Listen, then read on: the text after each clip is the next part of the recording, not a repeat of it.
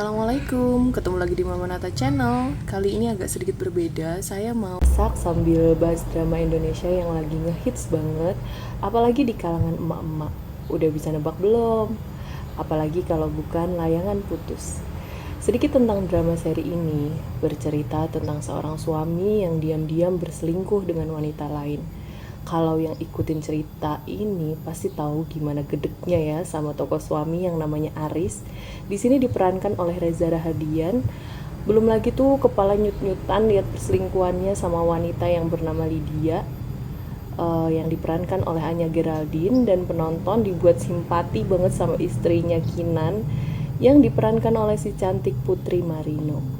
Ini beneran sih ya, entah karena aktor sama aktrisnya emang notabene keren-keren, atau karena alur ceritanya yang sanggup mengadu-ngadu perasaan pemirsa. Mungkin itu alasan drama series ini bisa se-booming sekarang.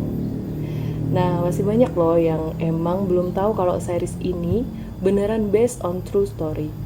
Seorang ibu yang bernama Momi ASF. Kisah nyata itu emang sempat heboh banget di tahun 2019. Tepatnya di bulan November, ada postingan di Facebook bertagar Layangan Putus. Dan sempat menjadi cerita bersambung di sebuah grup yang basicnya adalah grup kepenulisan yang dipimpin oleh suami dari salah satu penulis ternama Asma Nadia.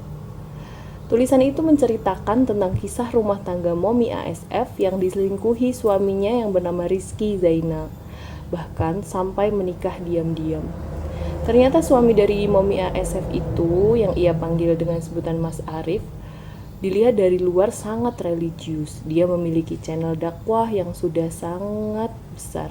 Bahkan subscribernya sudah mencapai 1 jutaan.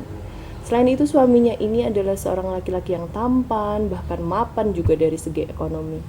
Keluarga mereka tinggal di Bali dan sudah menikah kurang lebih 8 tahun dan sudah dikaruniai 4 orang anak. Tetapi ada 1 orang anak yang meninggal saat masih bayi. Di sana diceritakan juga bahwa keluarga mereka sangat harmonis dan baik-baik saja. Sampai pada akhirnya pada tanggal 12 Februari 2018, Momi ASF tiba-tiba tidak dapat menemukan suaminya di kamar ketika subuh tiba. Saat itu istrinya masih berpikiran positif. Dia pikir suaminya pergi ke masjid. Namun sedihnya ditunggu sampai siang suaminya juga tak muncul. Seketika Momi ASF mencari informasi tentang suaminya. Dan tanpa diduga informasi itu dia dapatkan dari supir kantor suaminya. Ternyata Mas Arif diantar ke bandara. Kepanikannya makin menguat ketika dia mengetahui paspor suaminya juga tidak ada. Dan pasti muncul kebingungan yang sangat besar di benaknya. Kemana perginya suaminya? Dalam tulisan tersebut, Momi ASF juga menceritakan kalau dia mencoba terus-terusan mengirim pesan singkat ke suaminya. Bahkan voice note yang berisi ungkapan kangen dari anak-anaknya.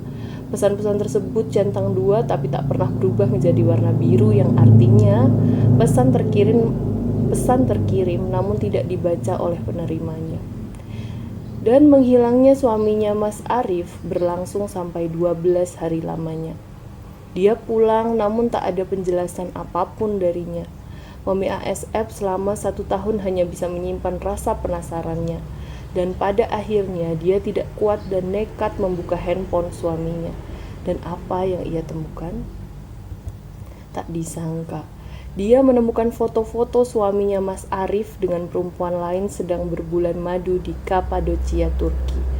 Jadi selama menghilang 12 hari itu, Mas Arif bukan menghilang, benar-benar menghilang, tapi sedang berbulan madu dengan perempuan yang baru dinikahinya. Yang bikin super nyesek itu adalah ternyata Kapadocia itu adalah kota impian yang ia idam-idamkan sejak lama. Bukannya suaminya pergi bersamanya, malah ia pergi dengan wanita lain yang diam-diam dia nikahi.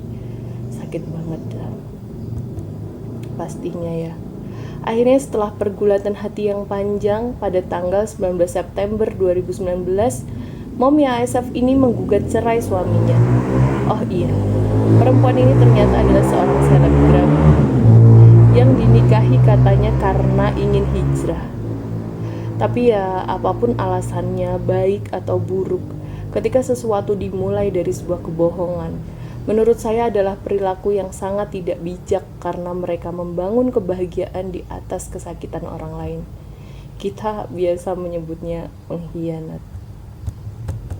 Ada sebuah quote yang ditulis Momi ASF yang keren banget. Ibarat dalam sisi medis, saran terbaiknya adalah mengamputasi kaki yang sudah membusuk sebelum menjalar menyakiti organ lain. Sedih banget ya dengar ceritanya. Kadang tuh suka gak nyangka, cerita yang biasanya cuma kita lihat di drama ternyata banyak terjadi di dunia nyata, bahkan bisa terjadi kepada siapa saja. Dan satu hal yang harus digarisbawahi, ternyata kesetiaan itu mahal harganya. Oke, segitu dulu dari saya. Semoga sedikit cerita ini bisa diambil hal yang baik-baiknya dan gunakan hal buruknya untuk belajar menjadi orang yang lebih baik. Saya Mama Nata, dan sebelum saya akhiri, jangan lupa subscribe, like, dan tinggalin jejak di kolom komentar agar saya lebih semangat bikin videonya. Semoga selalu sehat dan bahagia. Assalamualaikum.